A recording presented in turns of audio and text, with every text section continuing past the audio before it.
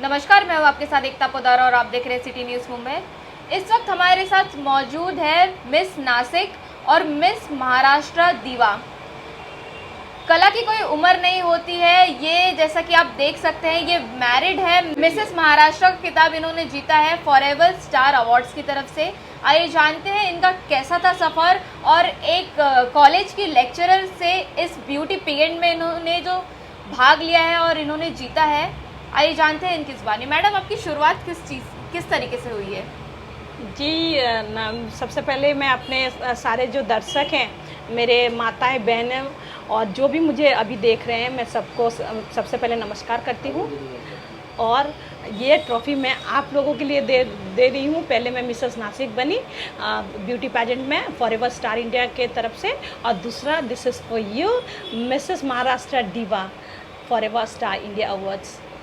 तो मैडम, आप जिस तरीके से पहले आप कॉलेज में पढ़ाती थी, इस ग्लैमर इंडस्ट्री में आपकी शुरुआत किस तरीके से हुई है? देखिए, थैंक यू एकता जी, आप ये सवाल पूछने के लिए। मैं कॉलेज में 15 साल तक पढ़ाई हूँ और मेरी जो शुरुआत है, मैं हर चीज़ में, मतलब कि मैंने मास्टर्स डिग्री किया हुआ है, अमेरिकन लिटरेचर में बीएड किया हुआ है, एक एक एयर होस्टेस भी रह चुकी हूँ। और जैसे कि मैंने कहा कि मेरी शुरुआत एक सेंट जेवियर्स हाई स्कूल से हुई थी और बेस्ट टीचर का अवार्ड भी मैंने जीता।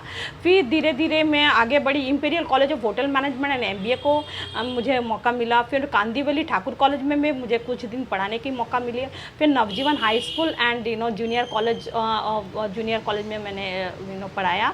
फिर कुर्ला में नाम अभी फ़िलहाल याद नहीं आ रहा, but that is also the college of junior college of hotel management and MBA और journalism and other courses, career courses थे।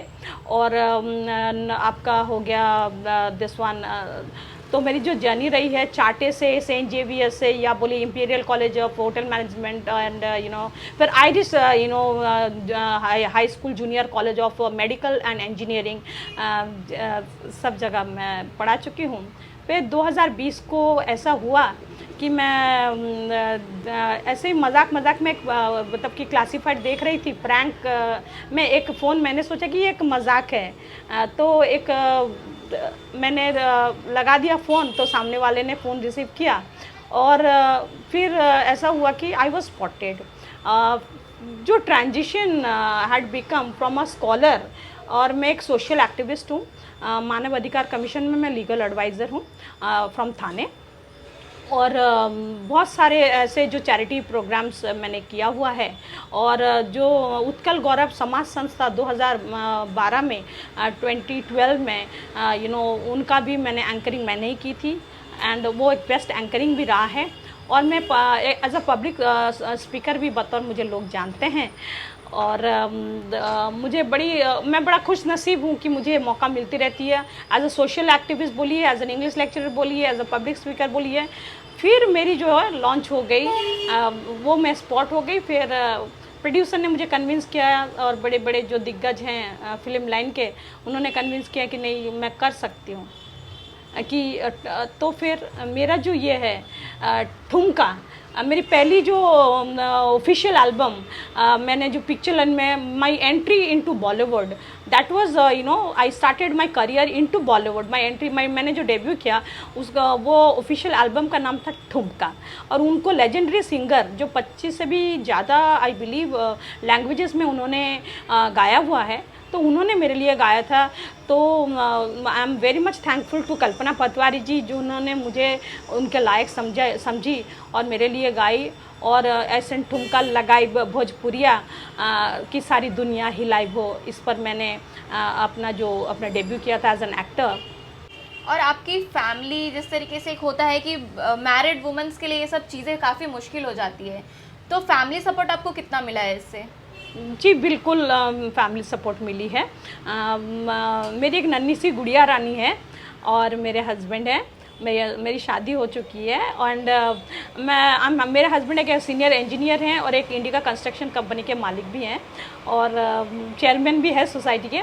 तो उन्होंने पहले तो एक्टिंग में आप समझ सकते हैं, एक ज़मींदार की बेटी को और एक स्कॉलर को कोई सपोर्ट नहीं करता है, बट जैसे जैसे मैंने फॉरएवर स्टार इंडिया अवार्ड्स में 2-2 क्राउन जीते और उनको लगा कि भाई ये ग्लोबली जब ये जीत रही है और मतलब नाम अपना मतलब नाम नहीं 3 स्टेट्स का, देखिए मेरी पैदाइशी कोलकाता में हुई थी, मेरी अपब्रिंगिंग जो है इंडो अमेरिकन स्कूल में, मैं आईसीएसई पास आउट करके मैंने अमेरिकन लिटरेचर में मैंने मास्टर्स डिग्री किया, फिर मैंने बीएड आईटी में इंफॉर्मेशन एंड टेक्नोलॉजी में मैंने किया, फिर उसके चलते फिर मैंने फ्रैंकफिन से मैंने अपना जो है केबिन क्रू ट्रेनी भी मैं रह चुकी हूँ और ये 15 ईयर्स मेरी जर्नी मुंबई में है और मैं कोलकाता में नहीं रह पाई बिकॉज मुझे सनसाइन मिशन कॉन्वेंट स्कूल में डाला, इंडो अमेरिकन स्कूल था वो, और वहीं से मेरी परवरिश हुई है और God has been very very kind कि मैंने ये 3 स्टेट्स को प्राउड फील करा रही हूँ। एक तो हो गया मेरा वेस्ट बंगाल, फिर महाराष्ट्र